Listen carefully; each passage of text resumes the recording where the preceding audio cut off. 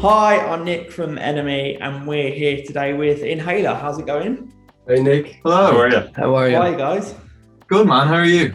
I'm not bad. How's the last year been for you? I mean, it's been tough enough for any musician, but a band like yourselves who's like been gigging, making your name out there, and then it suddenly all grinds to a halt. How was it for you? I think we're the lucky ones, to be honest, because there's a lot of bands who've just released their record before the pandemic happened, and luckily, we hadn't finished ours, and so we got time to work on that. And I think, in a weird sense, the album maybe benefited from the time that we got to, to spend on it. So, yeah, I think it's definitely been hard not being able to do gigs, and I think more importantly for us, like we haven't been mates for a year, and I mean we went from like playing together non-stop when we were 16 to not seeing each other at all, and that was pretty hard. That was probably the hardest part about it for us.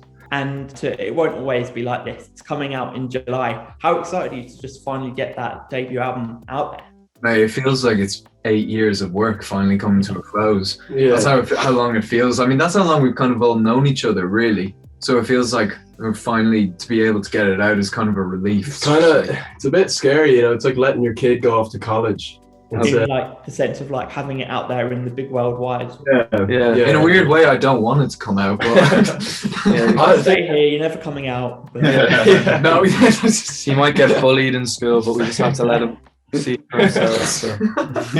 That's the risk you have to take, I think. Yeah. But yeah, we're really excited. It's weird for us as well because there's a few songs on the album that we've had for so long. So it's been interesting to try and get songs that we wrote ages ago and still keep them kind of feeling fresh to us and get them on the album because it's been such a long process.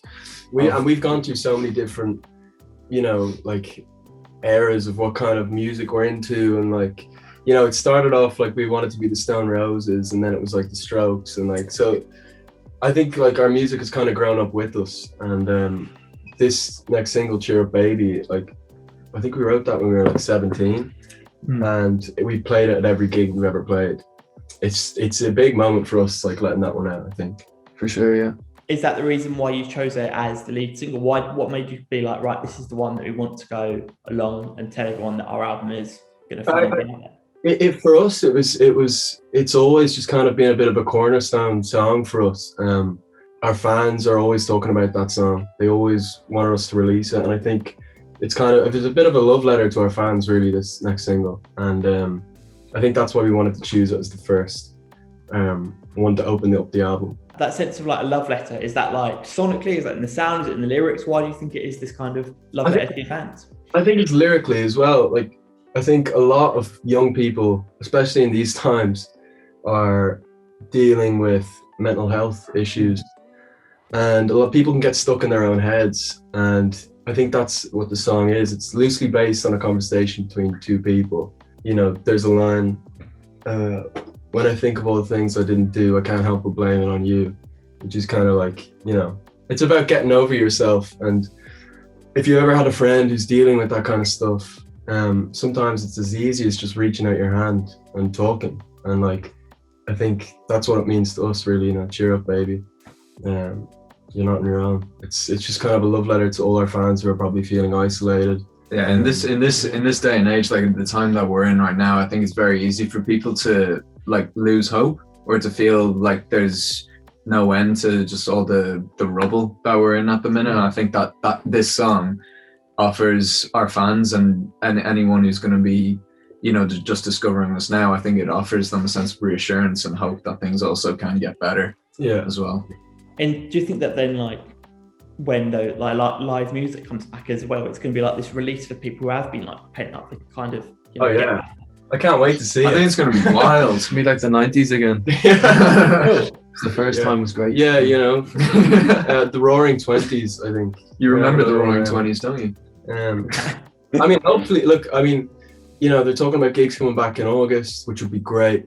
I mean, we're dying. We've just been able to play together for the first time since when? Since like October. Yeah. October, and like, it's a really incredible feeling when you actually come back and you realize what you've created together. Because I think when you're not working, you get involved in your own life and there's other things going on, but coming back to like your workspace and being with your mates and being in this band is like, it's the reason we're all alive, I think, you know. It's what we love it. That's why we do it. And I can't wait to get back and just be able to like see people losing their shit in a crowd. I mean, Hopefully. Yeah. Hopefully through our music. And just going back to the album, I know from what I've heard of it so far, I know you were talking about your different influences. I like singing it would be like the Stone Roses at one point, the Strokes at another. There's definitely a lot of variety on the album as well, isn't there? I mean, like you've got like a song like My Honest Face, which is an out and out banger. And then there's a lot of other stuff that's perhaps a lot more slow, slinky, melodic. Did you always kind of want to have something that perhaps showed the two different sides to Inhaler then? I think so. Absolutely. I think we've never been the band that's like, you know, started off being like, we're gonna sound like this and we're gonna talk about this and we're gonna look like this.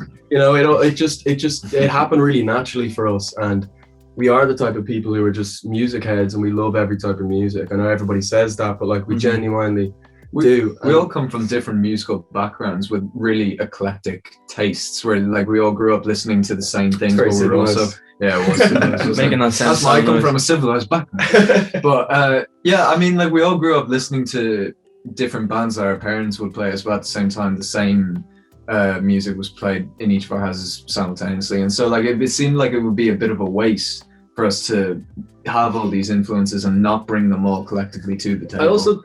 I think that we just don't want to. I mean, we started out as like, you know, the indie rock pop guitar band, and I think for us, we've always wanted to be something bigger than that, and like we wanted to have a bigger reach. And I think one of our strengths is that we can dabble in different genres, and I think we've shown that on this album. I'm excited to just get into the next one and see what we're going to come up with on that. Push more boundaries. Yeah, I think so.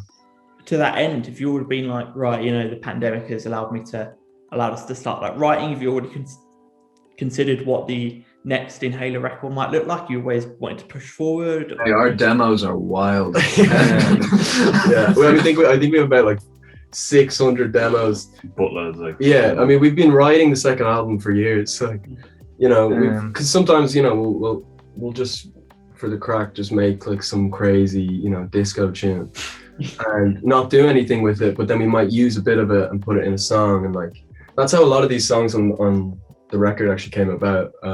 Bits and bobs from different You demos. know, Slide Out the Window is like quite R&B, and then Who's Your Money On is like kind of almost like dancey, like Foot to the Floor. Yeah, Festival anthem. so that's kind of how our songs come about. It's just we kind of push as much as we can in one direction and then kind of rein it back in and see if we can make a good Inhaler song out of it. But I think on the second album we'll definitely try to do a little bit more experimental. Amazing. All right, thank you so much for joining us, guys. Good luck, and hopefully when this all subsides, we shall see you at one of the shows. No worries, Thank man. you, guys. Have a good one. Cheers, man. Thanks. Take care. See ya.